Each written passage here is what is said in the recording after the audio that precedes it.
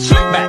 No, no, slick back. That's what I said. Slick back. No, nigga, I'm a pimp named Slick back. Pimp named Slick back. Pimp named. Baik, di sini saya akan menjelaskan materi integrasi. Yang pertama saya akan membahas 5.1 yaitu konsep. Misalkan sebuah benda bergerak sepanjang kurva dari titik A pada waktu 1 sampai 1 ke titik B pada waktu T sama dengan TB. Tersebut misalkan jarak dari A sepanjang kurva pada waktu tertentu adalah S dikali T, seperti pada gambar berikut. Jika T adalah kecepatan sepanjang kurva pada waktu, maka berdasarkan pembahasan bagian 4.14, Vt sama dengan ds per dt adalah gradien grafik fungsi St. Oleh karena itu, jika St adalah fungsi yang diketahui, f diperoleh melalui diferensiasi. Sebaliknya, jika Vt adalah fungsi yang diketahui, maka T adalah fungsi yang turunannya adalah Vt. Yaitu untuk mencari 0, kita perlu membalikkan diferensiasi ds per dt sama dengan 1 dikali T. Baik, selanjutnya D sama dengan V dikali TB dikurang TA, di mana adalah nilai rata-rata atau rata-rata dari S antara A dan B. Misalnya, jika benda mengalami percepatan konstan dari A ke B, seperti diilustrasikan pada gambar 5.2. Kecepatan rata-ratanya adalah plus 2 dan total jarak yang ditempuh adalah D sama dengan setengah dikali VA ditambah VB dikali TB dikurang TA. Baik, selanjutnya 5.2 integrasi tak tentu. Misalkan Y sama dengan Fx adalah fungsi dari X yang turunannya adalah Fx sama dengan dy per dx.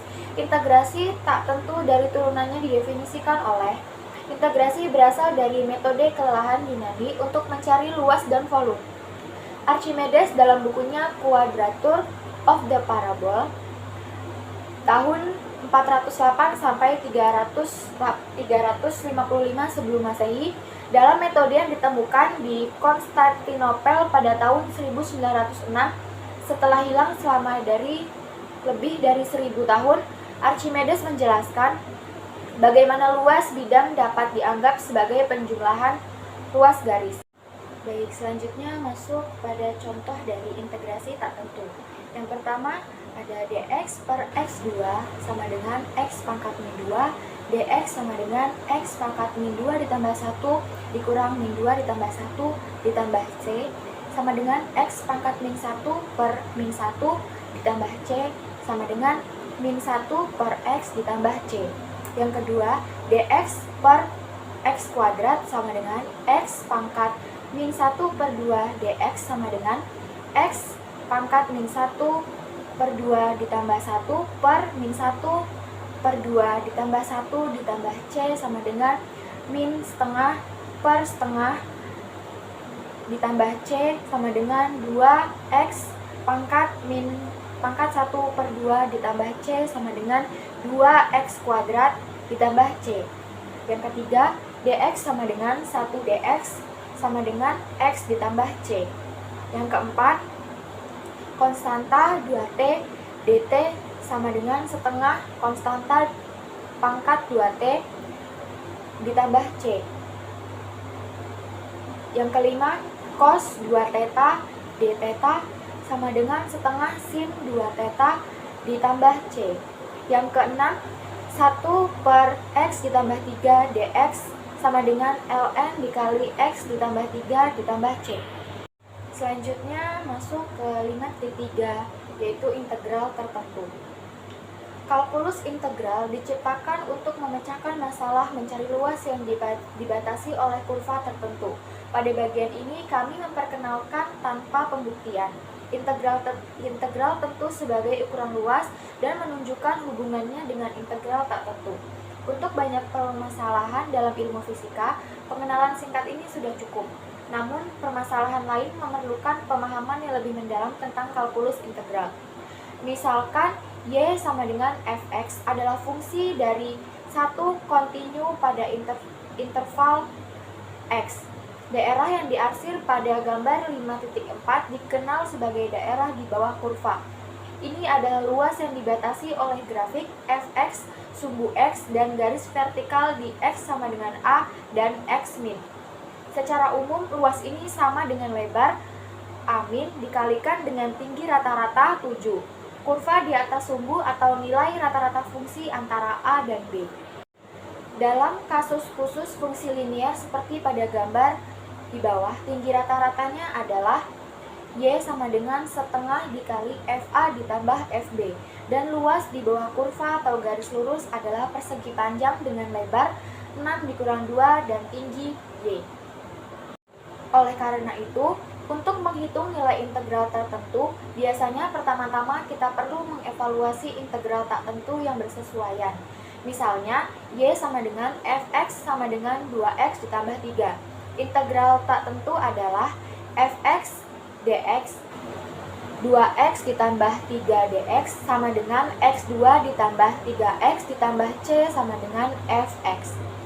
Integral pasti dari fx dalam rentang xa sampai dengan integral dari a ke b adalah 2x ditambah 3 dx sama dengan x kuadrat ditambah 3x ditambah c sama dengan b kuadrat ditambah 3b ditambah c dikurang a kuadrat ditambah 3a ditambah c sama dengan b kuadrat ditambah 3b dikurang a kuadrat ditambah 3a.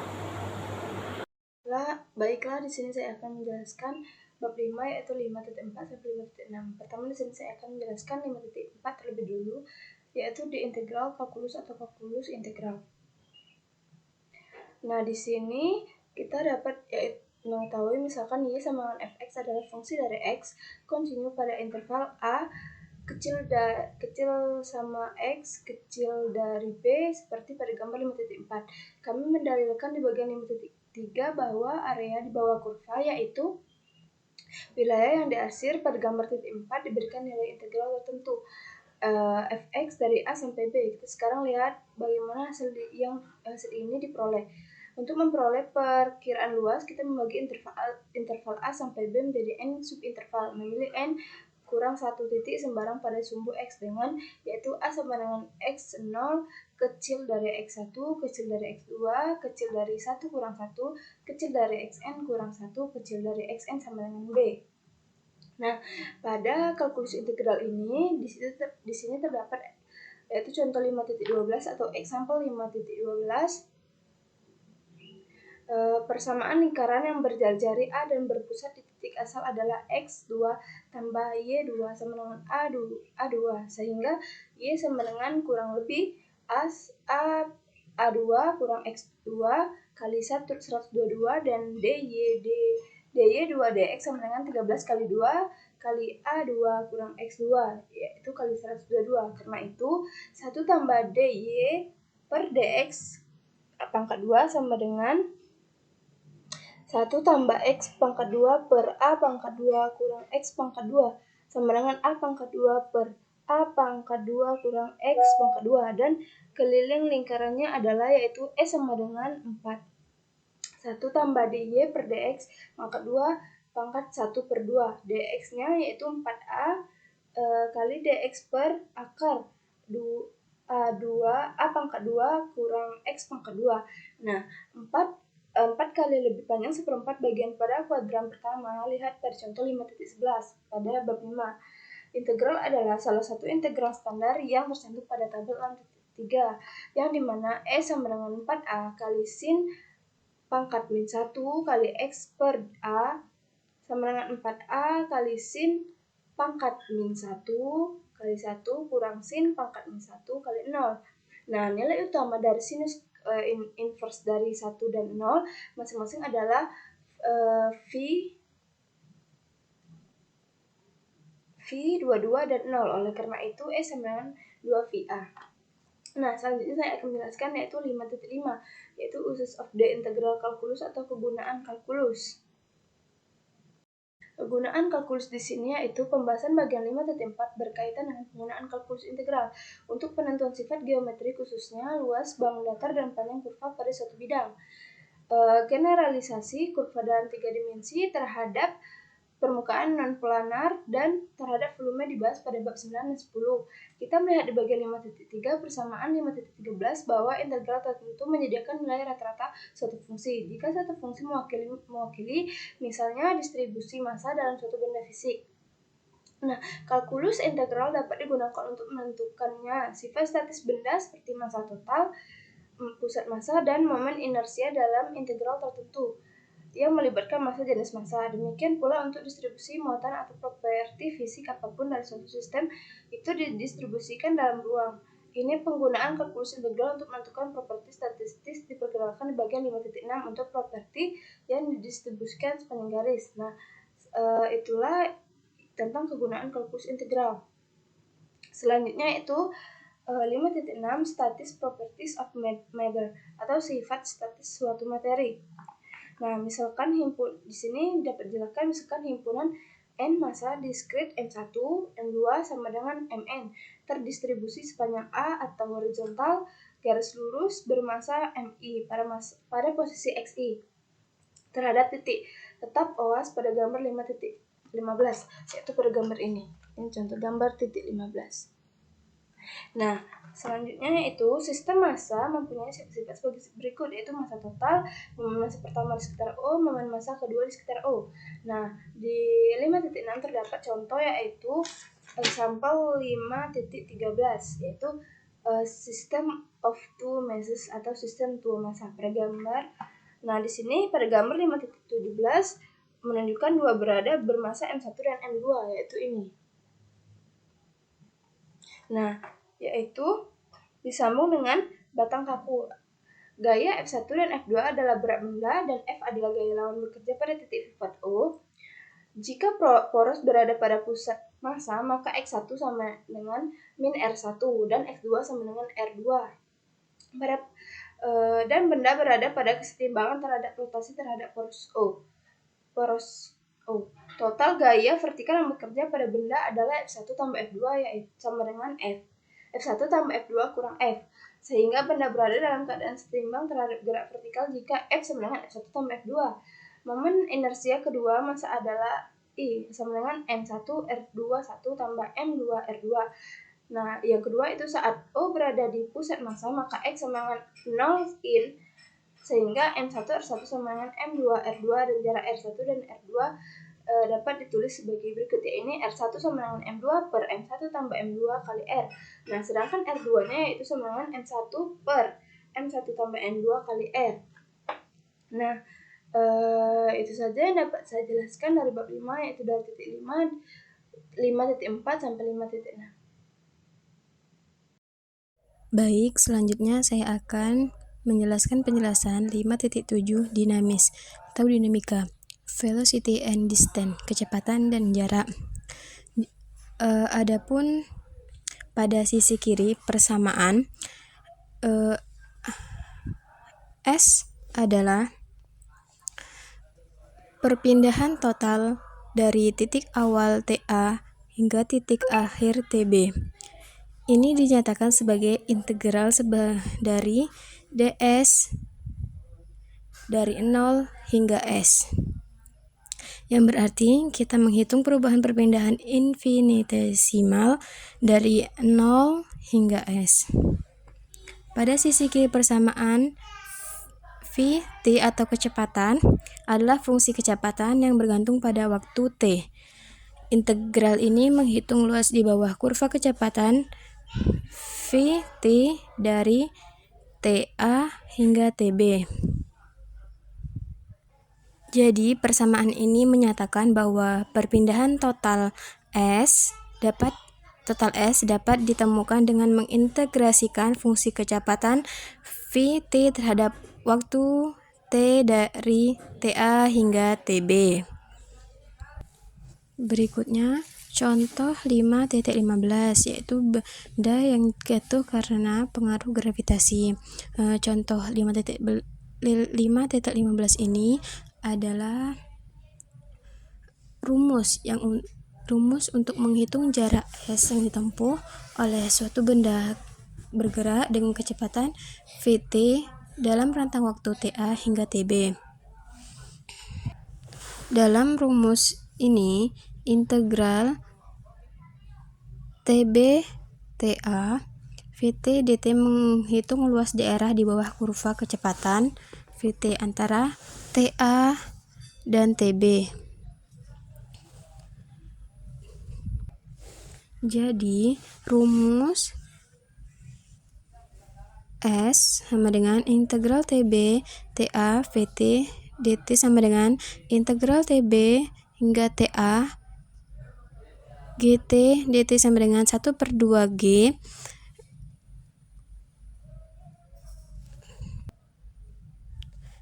T2/B dikurang T2/A. Berikut yang selanjutnya saya akan menjelaskan force and work, paksa dan bekerja. F sama dengan MA sama dengan M dV/dt ini adalah hukum kedua Newton yang menyatakan bahwa gaya adalah hasil kali antara massa dan percepatan.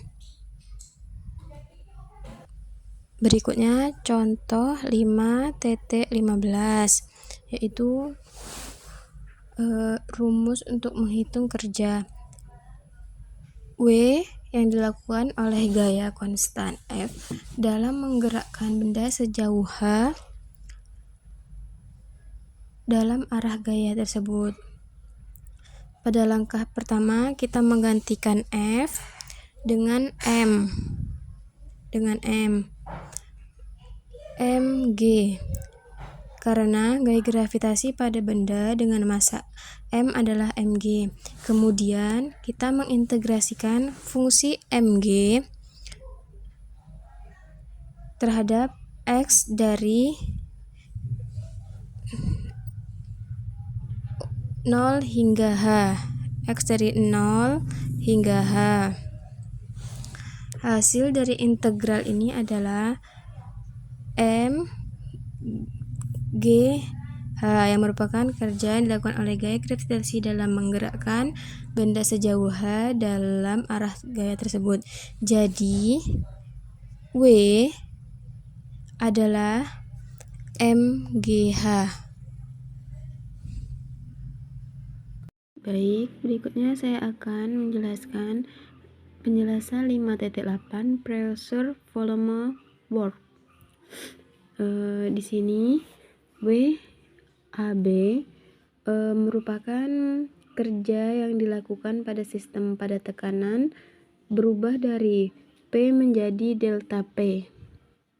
Dari P menjadi delta P. Sama perubahan volume dari VA menjadi VB. Berikutnya, pertama kita memiliki integral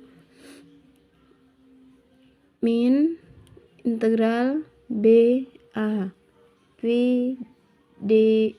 PdV yang merupakan kerja yang dilakukan oleh tekanan P saat volume berubah dari VA menjadi VB. Ini adalah kontribusi utama terhadap kerja total. Kemudian kita memiliki delta P. Delta P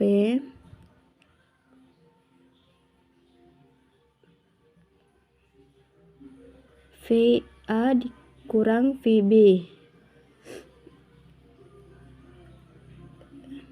yang merupakan kerja yang dilakukan oleh perubahan tekanan delta P pada volume tetap VA dikurang VB. Ini adalah kontribusi tambahan terhadap kerja total. Dalam persamaan terakhir kita dapat melihat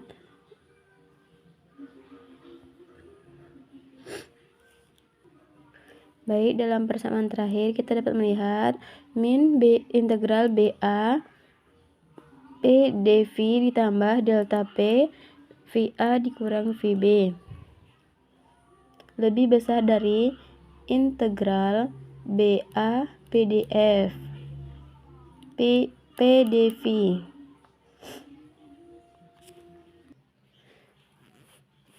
Ini karena delta P VA dikurang VB